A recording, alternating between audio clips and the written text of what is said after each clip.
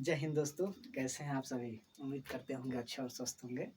PCS point Patna वाला में आप सबका हार्दिक अभिनंदन स्वागत है। चलिए आज का टॉपिक लिए हैं बहुत ही अच्छा, युवा, विश्व युवा, भारत युवा कहे जाने वाले हमारे महान स्वामी विवेकानंद जी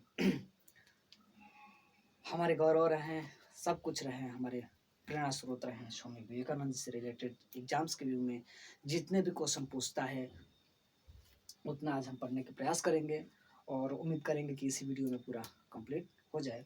जैसे कि स्वामी विवेकानंद पूछता है कि स्वामी विवेकानंद जी का नाम बचपन के क्या नाम था, तथा स्वामी विवेकानंद जी का नाम स्वामी विवेकानंद क्यों पड़ा। इन सब तमाम चीज़ें से देखेंगे। सिंगांगो जो धर्म सम्मेलन होता है यूएसए में कब जाते हैं, उसके बाद इनकी विश्व स्तर पर क्या ख्याति प्राप्त होती है, इन तमाम चीज़ों से बातें करेंगे, रूबरू कराएंगे। तो आइए हम देखते हैं स्वामी विवेकानंद जी का जन्म। स्वामी विवेकानंद जी का जन्म 12 जनवरी 1863 को कोलकाता में होता है, जो कि 12 जनवरी को हम युवा दिवस के रूप में मनाते हैं। इन्हीं के जन्म के उपलक्ष्य में, इन्हीं के जन्म के नाम पे हम लोग युवा दिवस मनाते हैं। 1863 में इनकी जन्म होती है और इनकी मृत्यु 4 जुलाई 1904 में बेलोर जो कोलकाता में है वहाँ पे मृत्यु हो जाती है। इनके पिता का नाम था विश्वनाथ दत्त। इनके पिता का नाम था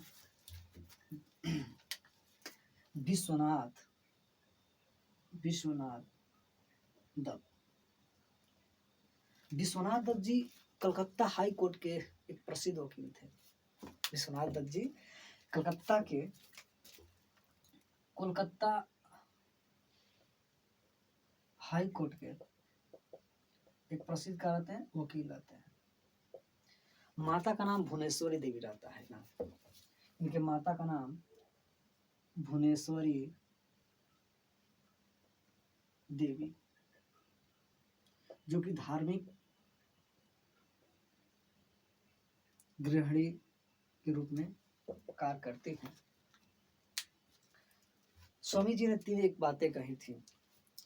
स्वामी जी ने कहा था कि हर काम में 3 अवस्थाओं से गुजरना पड़ता है। जब आप कोई काम करते हैं तो 3 अवस्थाओं से गुजरना पड़ेगा। वो सबसे पहले आएंगी उपहास, समझ रहे ना। उपहास, किसी काम को मजाक उड़ा देना, किसी काम में अवरोध उत्पन्न कर देना, तो उपहास होगा। दूसरा विरोध करना, कोई काम अच्छा हम कर रहे हैं तो कुछ लोगों की ऐसे कंडीशन आती हैं कि उनको लगता है कि नहीं अच्छा नहीं है, ये आगे बढ़ जाएगा या इससे हमको नुकसान होगा फ्यूचर में चल के।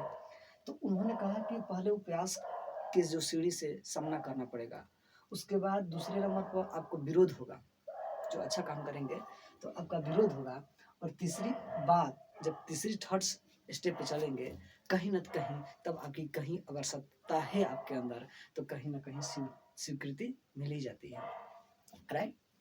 चलिए 1880 के दौरान, 1880 में सर्वप्रथम पर रामकृष्ण परमहंस नामक एक जोगी से, एक सन्यासी से इनका मुलाकात होता है। ठीक, रामकृष्ण परमहंस जी की प्रथम मुलाकात होती है और इन्होंने बहुत ही प्रभावित हुए। इन्होंने बहुत ही क्या हुआ, प्रभावी हुए, बहुत प्रभावित होते हैं। उसके बाद 1881 में संपूर्ण भारत की यात्रा कर डाले। 1881 में संपूर्ण भारत की यात्रा करते हैं और संपूर्ण भारत की यात्रा करने से इनको अनुभव होता है, खुद महसूस करते हैं कि दो समस्याओं के अपने जीवन में सामने आती हैं। पहले एक की गरीबी बहुत चरम सीमा पर थी और दूसरे की भूखमरी। 1881 की बात करते हैं, तब इन्होंने क्या किया, महिलाओं, बच्चों और गरीब के लिए इन्होंने बहुत प्रेरणा के स्रोत के रूप में कार्य किया और इन्होंने देश विदेश में जाकर इन्हें सूचना के प्रदर्शक के रूप में कार्य किया। इनके बचपन का नाम था नरेंद्रनाथ दत्त था, जो कि खेतरी के राजा एक हुआ करते थे, कुंवर अजीत राज सिंह खेतरी के राजा थे। और इन्हीं के कहने पे स्वामी विवेकानंद जी ने नरेंद्रनाथ दत्त को नाम से चेंज कर उन्होंने स्वामी विवेकानंद नाम रखा। और अजीत सिंह जी के ही खर्चे पर जो विश्व प्रथम हिंदू सम्मेलन सनातन धर्म का पहला सम्मेलन यूएसए के शिकागो में होता है 1893 के बीच, इन्हीं के खर्चे पर स्वामी विवेकानंद जी ने शिकागो की यात्रा करते हैं, ठीक, और विश्व सम्मेलन में भाग लेते हैं। और इसमें पूछता है कि स्वामी विवेकानंद जी भारत और अमेरिका के बीच जब यात्रा कर रहे थे, विश्व सम्मेलन पहुंच रहे थे, तो किस जहाज से गए थे? उस जहाज का नाम था पेनिनसुलर, उस जहाज का नाम था पेनिनसुलर। और अमेरिकी एक प्रोफेसर हुआ करते थे, उनकी सहायता से उस सम्मेलन में भाग लिया। क्वेश्चन पूछेगा कि जिस सम्मेलन में भाग ले रहे थे उस सम्मेलन स्थल का नाम क्या था? तो उस सम्मेलन स्थल का नाम था सेंट कोलंबस हॉल। यहाँ पे सबसे पहले 11 सितंबर 1893 में भाषण दिए। उस भाषण के दौरान उन्होंने सबसे पहले ब्रदर एंड सिस्टर कह के पूरे विश्व को एकत्रित कर जितने विद्वान थे उन्होंने अपने आप को, भारत को लोहा मनवा दिया और अंतर्राष्ट्रीय स्तर पर इनकी ख्याति प्राप्त हो जाती है। तब यूएसए वहाँ एक बात कहता है, अमेरिका कहा भारत ही जगत गुरु था और रहेगा, भारत ही जगत गुरु था और रहेगा। और 1893 से लेकर 1896 के बीच 3 साल इन्होंने विदेश में ही रहे और 5 देशों तक, यूएसए, रूस, पूर्वी यूरोप, ठीक, यूके, इन तमाम देशों का इन्होंने क्या किया, यात्रा किया और वहाँ पे अंतर्राष्ट्रीय स्तर पे अपनी ख्याति को प्रयास किया। ठीक, इसको नोट डाउन करिए, स्क्रीनशॉट मार लीजिए।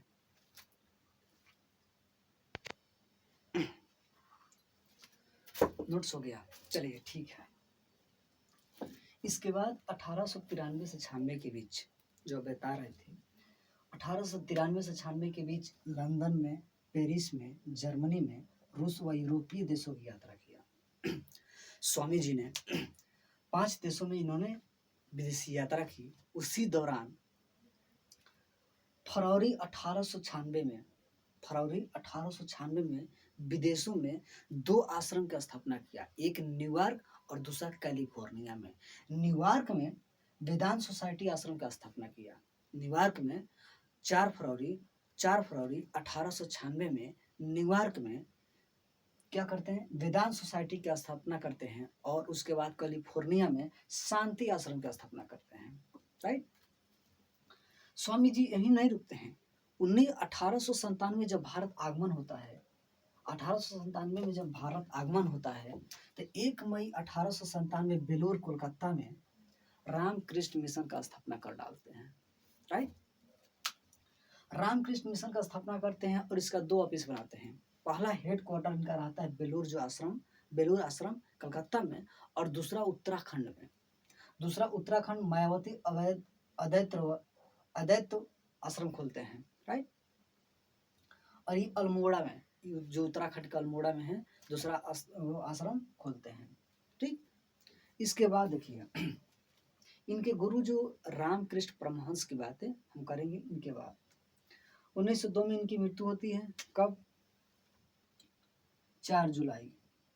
ठीक, 4 जुलाई 1902 में इनकी मृत्यु हो जाती है, क्योंकि उस टाइम इनकी स्वास्थ्य को लेकर बहुत परेशानियां बढ़ गया था, क्योंकि इनको शुगर भी हो चुका था, ठीक, और लीवर की भी समस्या हो गई थी। ठीक, तमाम चीज़ें की वजह से इन्होंने समाधि स्थल में अपना प्राण त्याग लिया। इसके बाद इनके गुरु मिलते हैं आइए रामकृष्ण परमहंस जी। रामकृष्ण परमहंस जी का जन्म होता है 1836 में, जो कलकत्ता में है, और इनकी मृत्यु हो जाती है 1886 में। राइट, रामकृष्ण परमहंस जी का जन्म होता है 1836 में और इनकी मृत्यु हो जाती है 1846 में, जो कि बेलूर कलकत्ता में। अब इनकी स्मृति में ये 1836 और 86 के बीच, ठीक,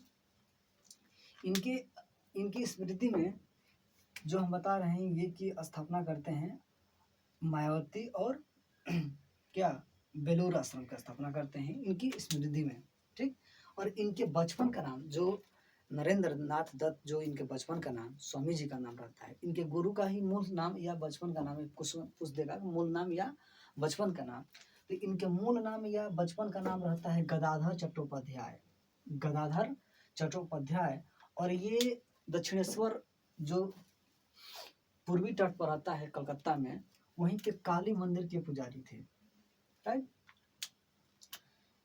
इन्होंने स्वाधिक बल दिया दो चीजों पर, इनके जो परमहंस जी थे दो चीजों पर बल दिया, पहला कि धर्म की एकता पर, और दूसरा मानव सेवा ही करना चाहिए।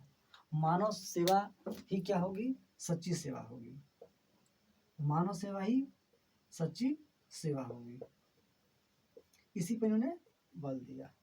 राइट, चलिए चलिए स्क्रीनशॉट मार लीजिए आप लोग।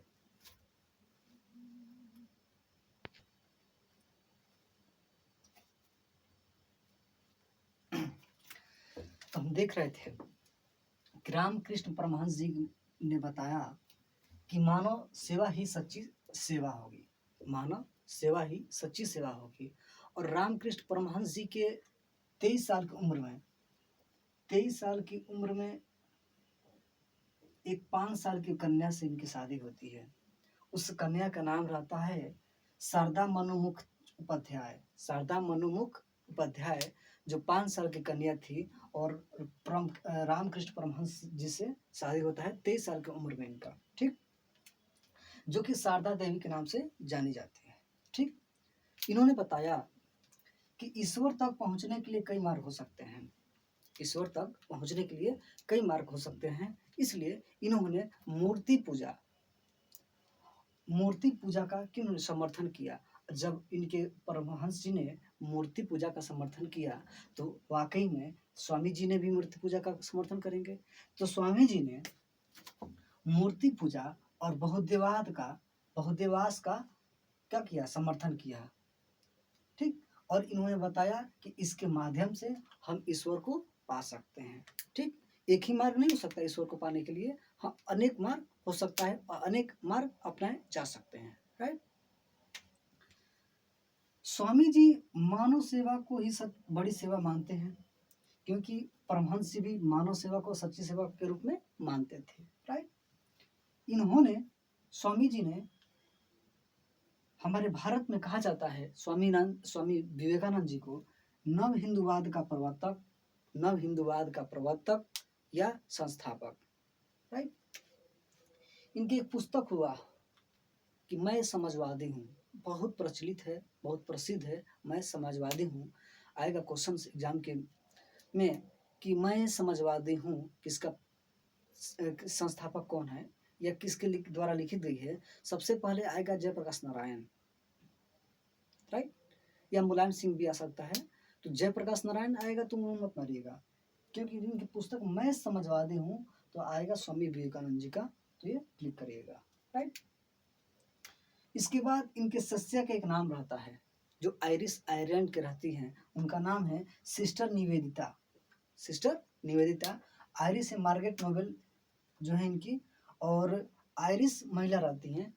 इन्होंने इनके धर्म को प्रसार के लिए इनकी जिम्मेवारी ली रहती हैं। राइट, इसके बाद एक इनकी पत्रिका दो आती है जो बहुत ही प्रचलित होती हैं। एक प्रबुद्ध भारत, स्वामी विवेकानंद जी का एक पहला पत्रिका आती है प्रबुद्ध भारत, जो कि अंग्रेजी भाषा में लिखी रही रहती है। और दूसरा आता है इनका उद्बोधन जो भाषा जो रहती है पत्रिका, वो बांग्ला भाषा में रहता है। तो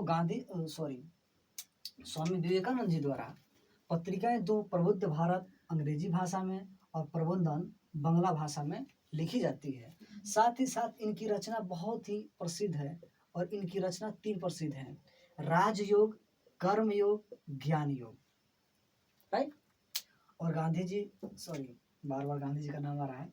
स्वामी जी ने कहा कि इनकी जो 3 रचनाएं हैं, राजयोग, कर्मयोग, ज्ञान योग, और डॉक्टर अंबेडकर भी कहते हैं कि अगर आपके पास शिक्षा है, और कहते हैं कि शिक्षा है तो आप कहीं भी प्रसार कर सकते हैं और अपना कुछ कर सकते हैं और अपना नाम कमा सकते हैं। वो कहते हैं कि शिक्षा वह शेरनी का दूध है जो जितना पिएगा उतना ही दहाड़ेगा।